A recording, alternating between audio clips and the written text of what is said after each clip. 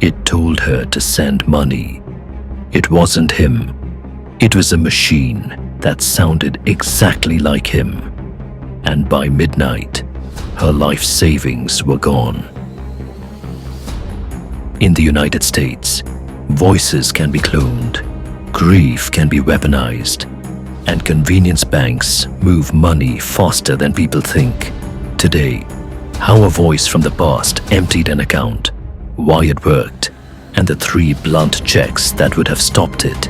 This is an AI crime investigation. Let's rip the lie apart. Okay, so what if guilt could just be manufactured? What if a confession wasn't proof of a crime, but the crime itself? Today we're going to dive into a story that starts with a simple theft, and believe me, it ends with reality itself hanging in the balance. It all starts with a number, $3.7 million. Just poof, siphoned clean from a secure corporate account. Gone in an instant. But here's where it gets wild. The authorization came from the company's own CFO, a guy named Jay Russell. And here's the kicker. At the exact moment of the transfer, he was unconscious on an operating table. I mean, talk about an unbreakable alibi, right? So yeah, how is that even possible? That's the question that kicks off this entire wild investigation. You got evidence that seems to point in 2 completely opposite directions at the very same time. So investigators are now faced with this impossible crime. A crime that on the surface just shouldn't have been able to happen. And the very first piece of evidence they get, it's the most damning thing you can imagine. And just like that, it looks like the case is cracked wide open because a video file pops up, attached right to the wire transfer. And in it, it's Jay Russell confessing to the whole thing. His voice is shaky, his eyes are watering. I mean, it looks like pure, unadulterated guilt. But the lead investigator, Detective Kovacs, she saw something else. Something terrifying. She said, every muscle twitch is biologically correct. Whoever made this didn't just copy his face, they cloned his hesitation. She knew this wasn't just some deepfake. No, this was different. The tech was mimicking the tiny, involuntary tells of human emotion with scary accuracy. This wasn't a mask. It was like they'd cloned his personality. And, that one realization, it changes everything. Suddenly, the police aren't just hunting for some hacker. They're chasing the ghost who created a technology that can literally weaponize empathy. This incredible tech behind the video is called emotion modeling. Basically, the AI was fed thousands of hours of Jay Russell's private therapy sessions. Can you believe that? It just sat there, learning his specific patterns for guilt and shame and fear, until it could replicate them perfectly. So, Detective Kovacs just starts following the digital breadcrumbs. It's a clear trail, right? You start with the crime, the $3.7 million transfer, then the clue, that flawless video confession. That leads her to the tech itself, this emotion modeling, which in turn points to a shell corporation called Eidetic Systems. And at the end of that trail, a single name, Adrian Cole.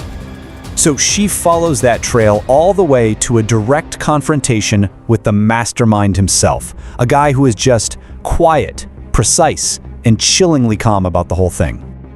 To get Adrian Cole, you have to get that he doesn't operate on our moral compass. He just doesn't. He sees the world in terms of pure efficiency.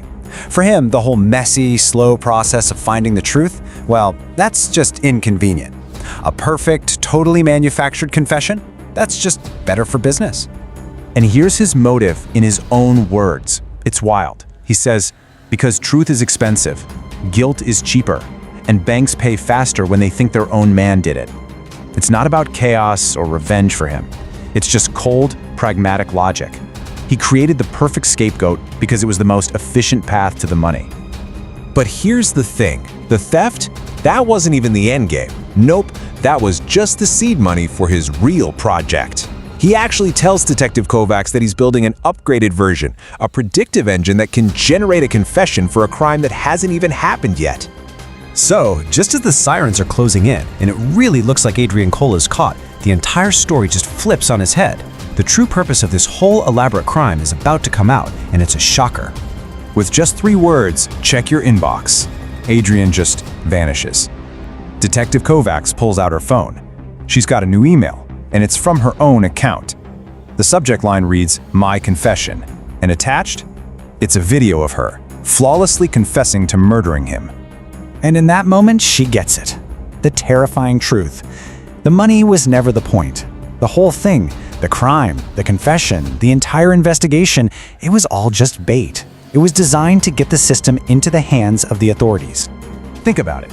Every single person who looked at that case file, from the very first cyber expert who watched the video, to the detectives chasing the leads, to the judges who signed the warrants, they were all being scanned. The AI was learning their patterns, their voices, their faces. It was training itself on the very people who were supposed to uphold the law. And that's when the true scope of the crime becomes horrifyingly clear. As Lena realizes, he didn't steal from the bank, he stole reality. His target was never a bank vault, it was the very idea of objective truth. I mean, Adrian Cole's confession engine creates a world where evidence is basically meaningless, right? Because perfect counterfeit evidence can be generated anytime for anyone.